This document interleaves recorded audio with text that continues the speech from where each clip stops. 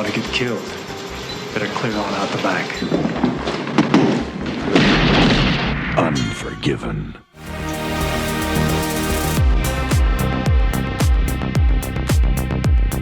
Hey everyone, welcome back to Let's Talk. I'm John, and today we're here to talk about the 1992 Best Picture winner, Unforgiven. We're also here to talk about its 4K Blu-ray that came out in 2017. But before we dive into that, if you are a fan of 4K Blu-ray reviews, movie reviews, tech, and game reviews, we try to do them all here on the channel, and nothing helps out more than by you liking this video and subscribing to the channel. So Unforgiven was released 30 years ago in 1992. It stars Clint Eastwood. It's directed by Clint Eastwood. It also stars Gene Hackman and Morgan Freeman, amongst many other character actors that appear in this film. And that includes the legendary Richard Harris, who for people of my age probably know as the first Dumbledore from Harry Potter and the Chamber of Secrets and Harry Potter and the Sorcerer's Stone. And Unforgiven is a revisionist Western. That means that it's really taking the Western tropes and just turning them on their head and really just breaking them down, because we all know the story of the Western hero, including Clint Eastwood's Western heroes, in such films as the Dollar Trilogy, directed by one of his mentors, Sergio Leone, and High Plains Drifter, which he also directed, Clint Eastwood, but he felt like once he got older, because he was given this script in the early 80s, once he got older, then he would be time for him to settle in and finally play the role of William Money. And this was supposed to be his last Western until Cry Macho, which can be argued isn't a Western. So he was going to direct this film and he was going to bow out of Westerns, and this was going to be it. This was the perfect script. The script is actually written by David Webb Peoples in the 70s. So this script was lying around for a long time, and until finally 1992, Clint Eastwood and got the wheels in motion to finally make this film, and I'm glad he did, because this is still my favorite Western of all time.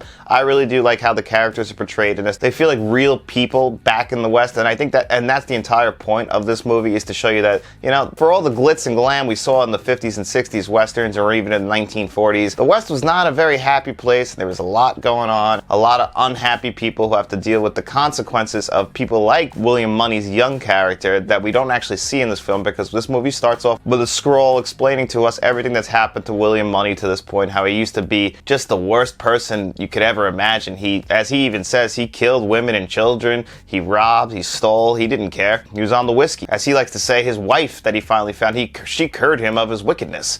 But, you know, unfortunately, the past will always follow you around, and no matter what. And after his wife passed away 3 years later, he's a little bit in need of money. You know, he can't handle these pigs, he can't handle these kids. And so a kid's searching for the legendary William Money, and he tells him that unfortunately a couple guys cut up this whore and they're offering money to kill the two men who actually did it. And he comes to William Money because William Money is the best, but he tells him, hey, you know what, that's the old me. I haven't done that in a long time. I'm not that kind of man anymore. That was mostly the whiskey. But he persuades him because he needs the money, and he goes to his friend Ned, played by the great Morgan Freeman in this, and the two of them, even though they're washed up, they feel like they got one more killing in them. They could really use the money, and they head out to do it. And that's really what the story of this film is about. Gene Hackman plays Little Bill Daggett, and he is the sheriff of Big Whiskey, and Big Whiskey has a lot of rules. You know what? You can't bring guns in this town, and Richard Harris is English Bob. Well, he feels like he's a little bit better than Little Bill. He doesn't respect Little Bill. That quickly goes away. Little Bill definitely puts him in his place and just sends him on his way, takes his biographer and everything. William Money, Ned, they roll into town with their buddy the kid, the blind kid, who I can very much relate to, and they're there to collect. But, you know, they're still a little bit washed up. They gotta find their footing. And then unfortunately, as things keep progressing, Gene Hackman's character kills Ned, puts him on display, and that leads us to what I think is one of the best endings of any film. When William Money finally gets the courage, he's all healed up, he's going to come into town, he's going to go right back into that billiards hall and bar, and he's seeking his revenge. It doesn't even matter anymore about the money. He's coming in there, and he's going to kill everyone who gets in his way. He's back drinking again, he's got his gun, and you know what? He's here to prove I am the best, and I'm still the best, and you know what? Everything that I did to turn my life around doesn't really matter, because that's not really the kind of person I am. Deep down inside of me, this is the person I am, this is the person that I always will be.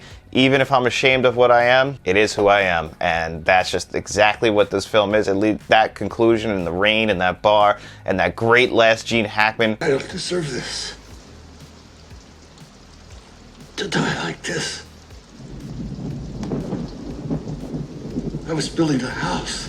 Even though I love the running joke throughout the movie how he's a terrible carpenter. Even though my wife wanted to point out to me while we were watching this movie last night, like, look what people back then used to do. They used to be able to build houses. And I was like, it's funny that this is the person you pick as an example of a person who can build a house, because he could not build a house at all. Little Bill might have been a real tough guy, as they said, but He was no carpenter. But I just really, truly love Unforgiven. It really is a masterpiece for me. This is my favorite film of 1992. We were talking about Malcolm X recently, and I said I think Malcolm X is the better movie, and I do stand by that. I love Unforgiven, and just like Malcolm X, this is in the Library of Congress. It very much deserves that because it is historically significant. It is such a well-made film. It is beautiful to look at. Some of the shots that they have in this film are just incredible. They filmed this in Alberta, Canada, and just the open plains, the western. Actually, it's funny because Clint Eastwood actually called up his old cinematographer he worked with on High Plains Drifter to get that cold, flat, wintry look of like the Old West because he did it with him before, and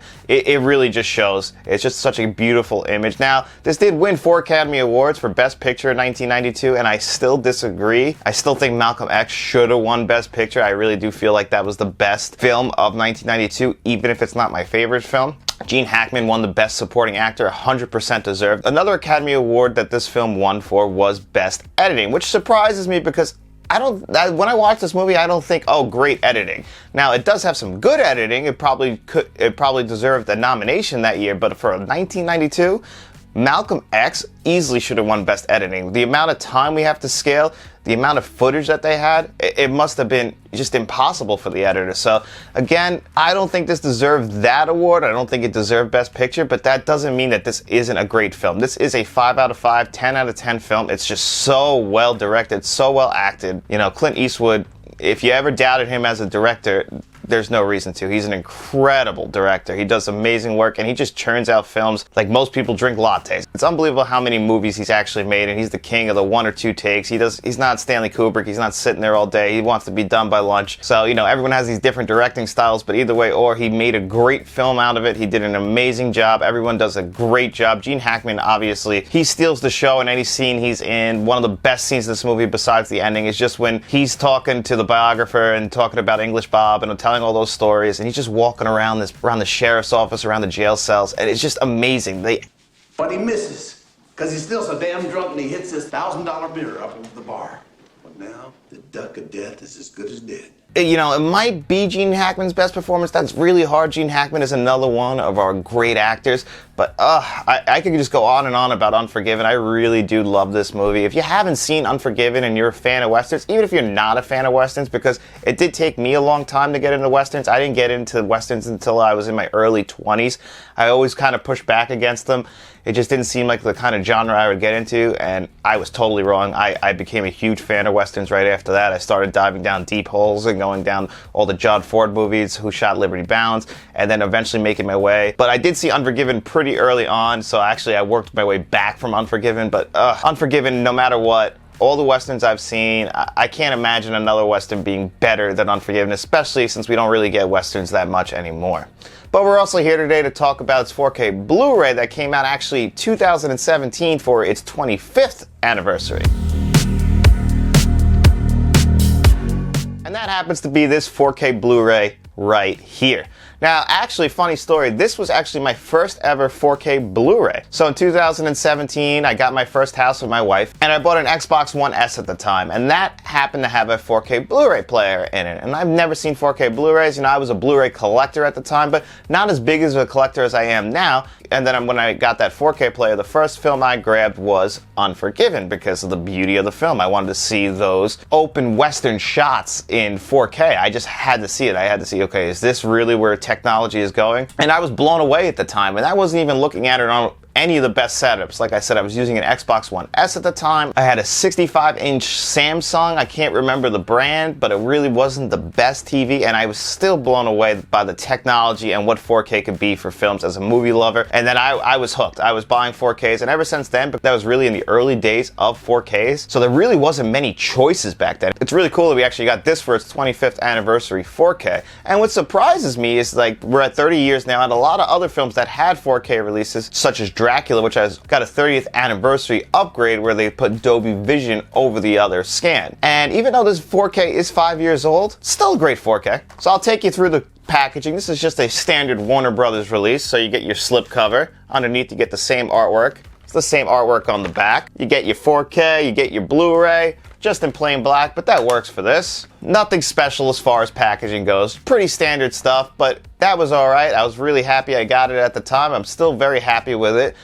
Is it the greatest 4K? No. Actually, I really do think that this could use Dolby Vision because this just does have HDR10 on it. And I think Dolby Vision could clean up some of these scenes. Now, Clint Eastwood did send in special directions for this when they first put this 4K together.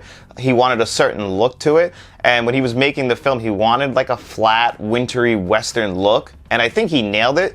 But there are certain scenes in this movie where I think Dolby Vision would have actually cleaned up a lot of it, where even though it does look, that might have been the design he was going for, I don't know if it translated as well as he was hoping, and especially very early on, like the rain scenes in the very end and the very beginning, because we do kind of open up like with them going into Big Whiskey and then we close with William Money leaving Big Whiskey. Those shots are gorgeous. You know, you don't really need to touch those up. But the early scenes where we see Clint Eastwood on his farm with the kids and the pigs, like, you know, that I think Dolby Vision would have definitely cleared some things up. It just looked a little too flat for me. And then, you know, especially when the sun is shining and they're riding in the sun, those scenes really do just pop. It's the scenes like with the clouds and stuff that, you know, some of those scenes do look amazing, but the other scenes do look flat. I don't know if they just didn't have the lighting right, but I feel like with Dolby Vision that could really fix that problem. And I would have loved for them to go back in for it's 5 years later and just kind of touched up the scan. I don't think it needs a new scan. I think the scan that Clint Eastwood saw over, that's almost the best scan we're going to probably get, especially Clint Eastwood's age and him seeing over it. I think that they could have actually touched it up. Dolby Vision, I think, really would have actually helped this, just to make the contrast and make it just a little bit brighter. I think that would have really helped it.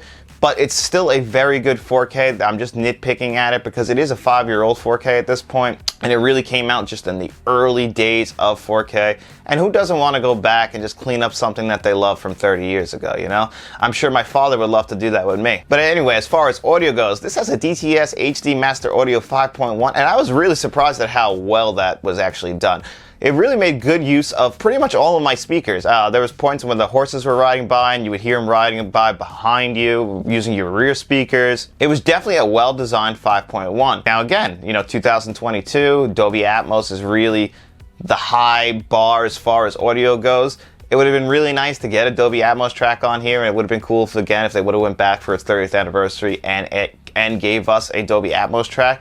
But just like I said with the visuals, the audio is just fine. There's not too many complaints I have about it, if any at all. It did what it was supposed to do. I'm just imagining in my head what a Dolby Atmos track would sound like. But this DTS HD Master Audio 5.1 does do a good job. It made good use of everything. I had no problem with the audio levels on here. You know, this is a very big dialogue film. There's a lot of shootouts in this.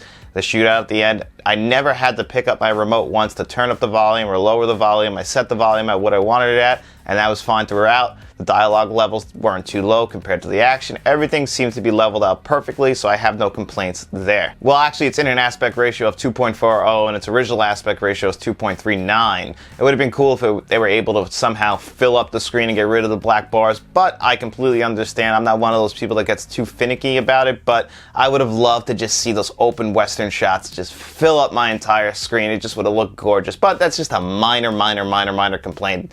You know, this is the original film negative. I'm not saying I don't want to stretch that image out, but it just would have been cool to see. Now, this is a regular studio release from Warner Brothers, so there aren't very many extras on there, but there are a few like little featurettes about the making of this movie and everything like that, and I really do think that those are the best extras. There's a commentary track by Clint Eastwood's biographer on there, so if you want to check that out, if you're a fan of commentary tracks, again, it would have been cool to get Clint Eastwood to do a commentary track, although he doesn't seem like the kind of guy that would do it, and if he did do it, he'd probably be mad the whole time, so I completely understand him not doing it. He just doesn't seem like the type. But yeah, it's a pretty bare bones extras. It's funny because this came out the same year as Malcolm X. Malcolm X is also a Warner Brothers release. Malcolm X just got the Criterion 4K Blu-ray. I would love to see Criterion tackle Unforgiven. I think it's not as historically significant as Malcolm X, but it's still very much a historically significant film. It is a Best Picture winner. It's in the Library of Congress. I would love to see Warner Brothers allow the rights to go to Criterion and see them really flesh this movie out, really give it their 4K treatment, give their extras treatment to it, give their box art and all of that, all the booklets and everything, just all the bells and whistles of Criterion. I would love to see them get a hold of this one day. Maybe Warner Brothers sells the rights off because it's a win-win for everyone when Criterion gets a hold of anything. We just saw this with Disney and Wall-E. I would just love to see what they can do with everything that Unforgiven brings, which is just an amazing film. So can I recommend this 4K 5 years later? Well, I believe right now it's $20, and it's hard to recommend a 5-year 4K for $20, but this is the definitive edition of Unforgiven. This is the best version of Unforgiven you can grab right now. I'm hoping in a few years, maybe for its 35th anniversary, I don't know, we can get that Criterion 4K release, or we get an upgraded version of this 4K. I'm not too sure, but for right now, at that price, it's a little hard for me to say yes, but if you see that drop down like $15, 100%, I definitely think you can grab it. So I'm actually going to give this a 7.5 out of 10. 5 years later, it's still a really good 4K. It's definitely still worth your time and money. Just don't go into it expecting to be blown away like Top Gun Maverick or any other reference quality 4K. But anyway, guys, thank you so much for being here on another episode of Let's Talk With Me. Nothing helps out more than by you liking this video, subscribing to the channel, and telling all your friends.